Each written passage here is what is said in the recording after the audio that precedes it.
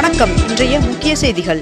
தமிழகத்தில் டெட் தேர்வு எழுத உள்ள ஆசிரியர்களுக்கு அனுபவம் வாய்ந்த பயிற்றுனர்களை கொண்டு பயிற்சி வழங்க உத்தரவிடப்பட்டுள்ளதாக தகவல் வெளியாகியுள்ளது. இலங்கை சிறையிலிருந்து விடுவிக்கப்பட்ட 11 மீனவர்களும் விமானம் மூலம் சென்னை வந்தனர்.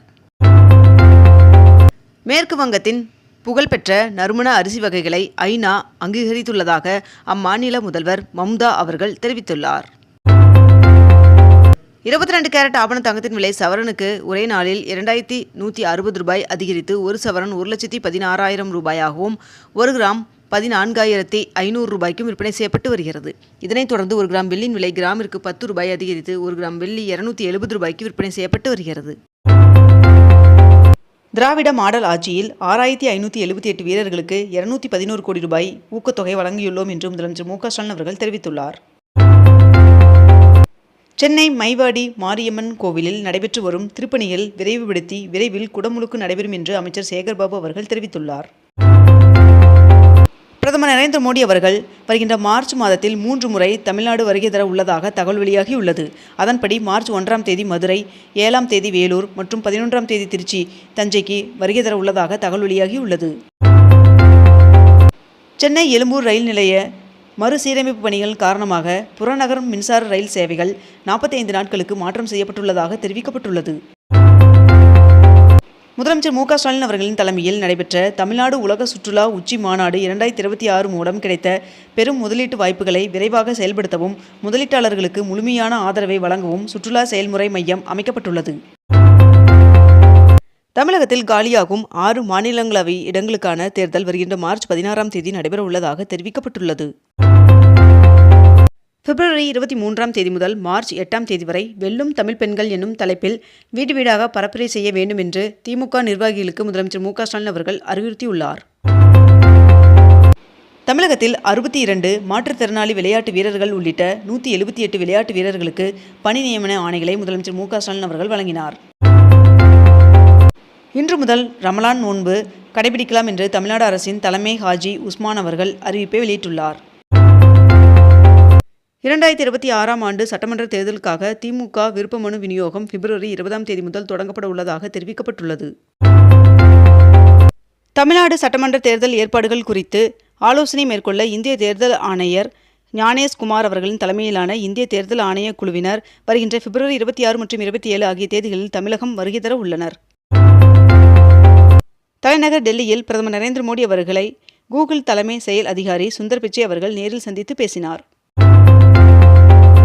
கோவையில் வருகின்ற பிப்ரவரி 22ஆம் தேதி திமுக இளைஞர் அணி மேற்கு மண்டல கூட்டம் நடைபெற உள்ளதாக தகவல் வெளியாகியுள்ளது.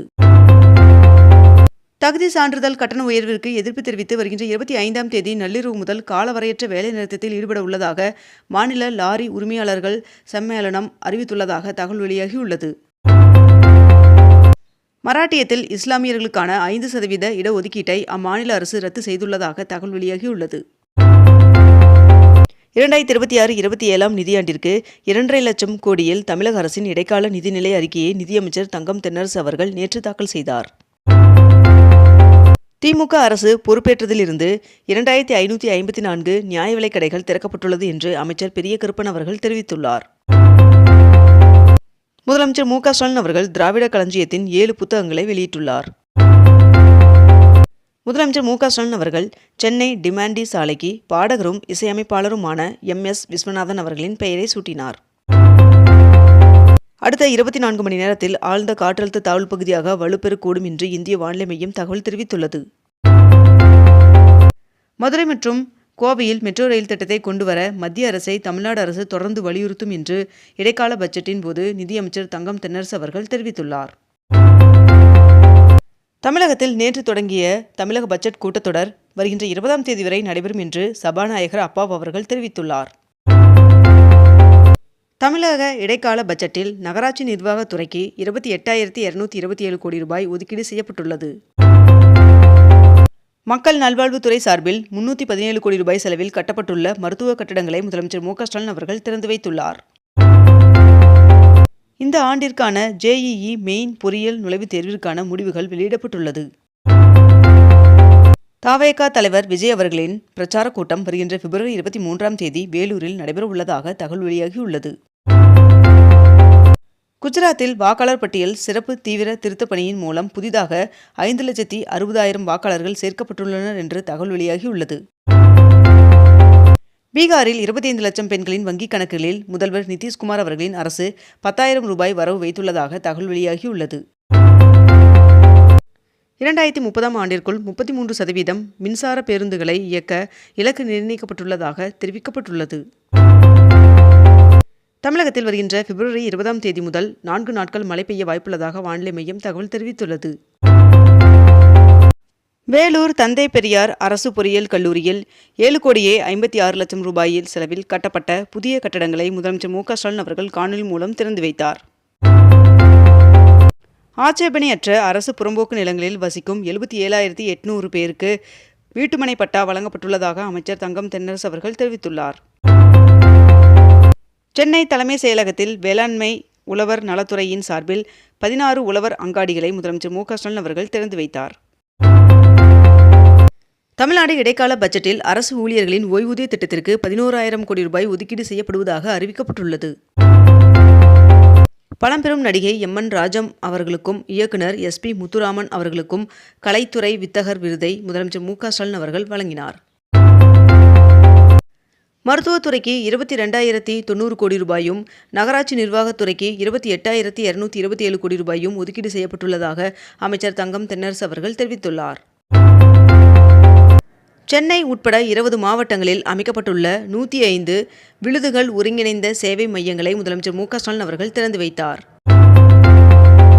2026-27ஆம் நிதியாண்டில் வேளாண் துறைக்கு 47,000 கோடி ரூபாய் நிதி ஒதுக்கீடு செய்யப்பட்டுள்ளதாக தெரிவிக்கப்பட்டுள்ளது.